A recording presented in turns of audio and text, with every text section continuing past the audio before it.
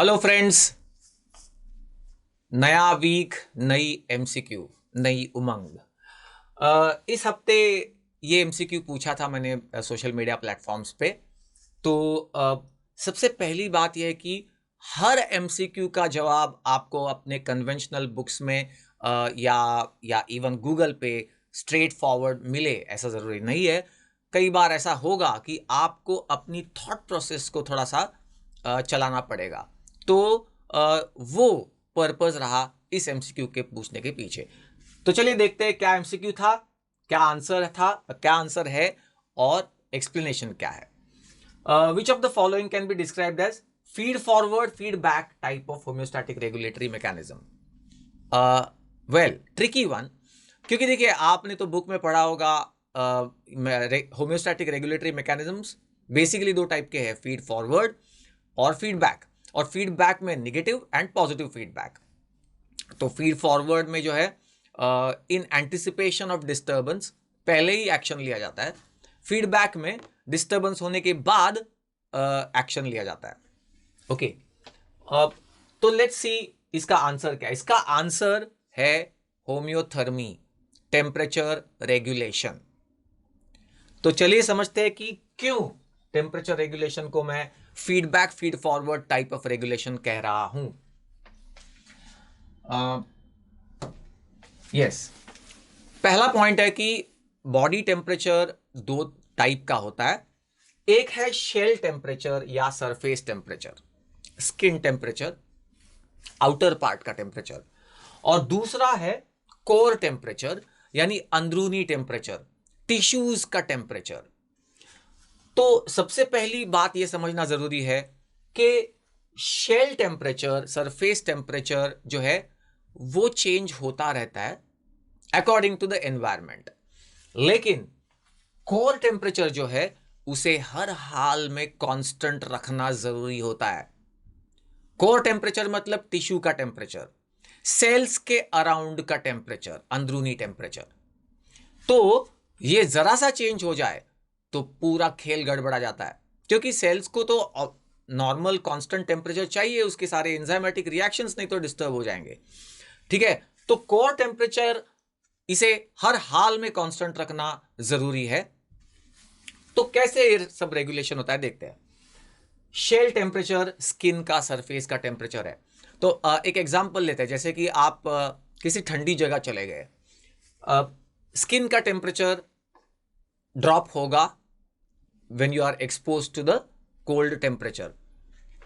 अब जैसे ये होगा और उस वजह से ब्लड का टेम्परेचर ड्रॉप होना शुरू होगा, तो ये जो ब्लड है जिसका टेम्परेचर अभी ड्रॉप होना शुरू हुआ है, ये घूमते घामते हाइपोथैलेमस के पास चला जाएगा। हाइपोथैलेमस में आपको पता है हमारा थर्मोस्टैट है, हमारा टेम्परेचर रेगुलेटिंग सेंटर है। तो जैसे ही ये वहां पहुंचेगा तो हाइपोथैलेमस अब निगेटिव फीडबैक तरीके का एक्शन लेगा। जैसे कि in this case posterior hypothalamus इसको सेंस करके शिवरिंग इंड्यूस करेगा, और शिवरिंग से हीट जनरेट होगी बॉडी में, और ये जो टेम्परेचर ड्रॉप हो रहा था उसे नॉर्मल पे लाया जाएगा। तो ये तो हो गया negative feedback. Temperature was decreasing और temperature had decreased, it was increased and brought back to normal, classic negative feedback. लेकिन इसी में जुड़ा हुआ था फीड फॉरवर्ड।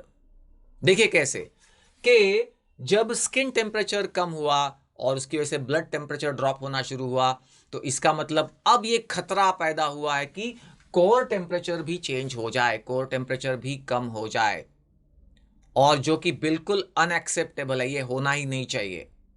और ना ये ना हो इसलिए हाइपोथैलेमस ने एक करेक्टिव एक्शन पहले ही ले लिया और टेम्परेचर को नॉर्मलाइज कर लिया, ताकि कोर टेम्परेचर तक बात आए ही ना। तो ये हो गया फीड फॉरवर्ड रेगुलेशन।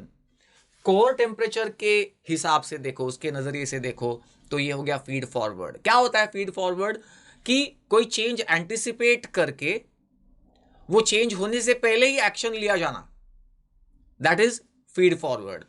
तो negative feedback in the case of shell temperature, and feed forward in the context of core temperature, मतलब उसका टेम्परेचर डिस्टर्ब होने के पहले ही हाइपोथैलेमस ने एक्शन ले लिया और टेम्परेचर को वापस ऊपर लाया गया ताकि कोर टेम्परेचर डिस्टर्ब हो ही ना। ओके, वो डिस्टर्ब हो सकता था, ब्लड जो है वो तो सब जगह घूम रहा है, वो टिश्यूज में जाएगा, तो ये हो सकता था, लेकिन ये प्रिवेंट किया गया। तो ये हो गया फीड फॉरवर्ड। अब ऐसी चीजें आपको बुक्स में डायरेक्टली स्ट्रेट फॉरवर्ड तरीके से नहीं मिलेगी। यहां आपको अपनी सोच लगानी पड़ेगी और उस तरीके से आंसर देना पड़ेगा। इसलिए एमसीक्यू सॉल्व करना ये भी एक आर्ट है। मैं अभी कुछ वीडियोस डालने वाला हूं उसके ऊपर भी। खैर, तो ये था इसका आंसर। लेकिन बाकी ऑप्शंस का क्या? तो चलिए बाकी ऑप्शंस के बारे में भी थोड़ा सा देख लेते हैं। जैसे कि हीमोस्टैसिस, क्या ओपिनियन आपका, किस तरह का रेगुलेशन है ये? तो मैं कहूंगा हीमोस्टैसिस ये positive feedback negative feedback type का रेगुलेशन है। देखिए कैसे। हीमोस्टैसिस मतलब जब भी इंजरी होती है और ब्लीडिंग स्टार्ट होता है तो उस ब्लीडिंग को रोकना। Okay, that is homeostasis. तो मैं क्यों इसको पॉजिटिव फीडबैक और नेगेटिव फीडबैक कंबाइंड कह रहा हूं? देखिए, हीमोस्टैसिस में जैसे ही ब्लीडिंग स्टार्ट होता है तो पहली चीज क्या होती है? वेजोकॉन्स्ट्रिक्शन। लेकिन उसके बाद platelet plug formation and clot formation. तो platelet plug formation is a classic positive feedback. You know, थोड़ी प्लेटलेट्स आती है उस एरिया में जहां पे ब्लड वेसल रप्चर हो गई है और वो वहां जाके अडहेयर करती है, वो एक्टिवेटेड हो जाती है और वो कुछ केमिकल्स रिलीज करती है जिसकी वजह से और प्लेटलेट्स आती है। फिर वो प्रीवियस प्लेटलेट्स को स्टिक करती है, फिर वो केमिकल्स रिलीज करती है, फिर और प्लेटलेट्स वहां आती है। तो इस तरीके से more and more of the same goes on happening and that is an example of positive feedback. लेकिन ये सब हुआ तो उसका कुछ तो असर ब्लड वॉल्यूम पे हुआ होगा। मैं कह रहा हूं कि जैसे ब्लड वेसल रप्चर हुई है, थोड़ा ब्लड लॉस हुआ है, तो ब्लड वॉल्यूम थोड़ा सा तो कम हुआ होगा, slightly maybe blood volume कम हुआ, तो आगे कुछ समय में वो ब्लड वॉल्यूम को वापस रिस्टोर किया जाता है, इंक्रीज किया जाता है। कैसे? कई तरीके हैं उसके, जैसे इंटरस्टिशियल फ्लूइड से ब्लड वेसल्स में पानी खींच लिया, या सोडियम और वाटर का रीएब्सॉर्प्शन रीनल ट्यूब्यूल्स से बढ़ा दिया। इस तरीके से ब्लड वॉल्यूम को वापस रिस्टोर किया जा सकता है।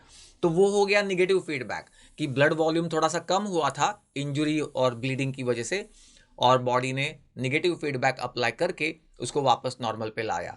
सो ओवरऑल हीमोस्टासिस को आप ऐसे लेबल कर सकते हो, positive feedback, negative feedback. Calcium homeostasis जो है ये तो out and out negative feedback type का रेगुलेशन होता है कि calcium begins to drop in the plasma, और जो है उसके बाद पैराथायरॉयड हार्मोन की एक्शन स्टार्ट होती है और वो उसको नॉर्मल पे लाती है, तो नेगेटिव फीडबैक है। लेकिन it can be followed by, कुछ लोग बोलते हैं कि एक फीड फॉरवर्ड भी कह सकते हो आप, क्योंकि पूरे बॉडी का जो कैल्शियम का पूल है उसे स्टेबलाइज करने के लिए सारे हार्मोन्स एक्ट कर रहे हैं, पैराथायरॉयड हार्मोन या विटामिन डी। लेकिन जनरली स्पीकिंग आप इसे नेगेटिव फीडबैक कह सकते हो कैल्शियम होम्योस्टैसिस को। और last option was increase in the heart rate and respiratory rate with muscular isotonic exercise. इसको आप कह सकते हो feed forward and negative feedback. पहले फीड फॉरवर्ड, बाद में नेगेटिव फीडबैक। क्यों? देखिए, जब आप मस्कुलर एक्सरसाइज स्टार्ट करते हैं, just at the onset there is increase in the heart rate and respiratory rate. आपने पढ़ा होगा। This is an example of feed forward. कैसे? तो देखिए, आपने एक्सरसाइज स्टार्ट किया तो अब ऐसा एंटिसिपेट किया जाएगा कि मसल्स को अब एक्स्ट्रा ऑक्सीजन लगेगा, और उस एंटिसिपेशन में पहले ही हार्ट रेट और रेस्पिरेटरी रेट को बढ़ाया जाएगा। तो ये हो गया फीड फॉरवर्ड। फिर 3, 4, 5 मिनट जब आप एक्सरसाइज करोगे उसके बाद भी हार्ट रेट और रेस्पिरेटरी रेट बढ़ा हुआ ही रहेगा, बढ़ता ही गया होगा, तो ये होगा निगेटिव फीडबैक। क्यों? क्योंकि 4-5 मिनट एक्सरसाइज कर लिया, इसका मतलब कि कार्बन डाइऑक्साइड और H+ बढ़ गया होगा बॉडी में, और अब इसे थ्रो आउट करना पड़ेगा बॉडी से बाहर।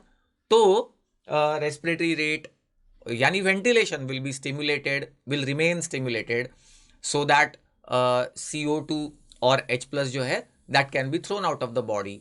तो ये है निगेटिव फीडबैक कि भाई CO2 बढ़ा, वेंटिलेशन बढ़ के उस CO2 को बॉडी के बाहर फेंक दिया गया, सो नॉर्मल पे लाया गया, उसको कैंसल आउट किया चेंज को। तो इसको आप कह सकते हो feed forward negative feedback type of example. Okay, तो ये था इस वीक का MCQ।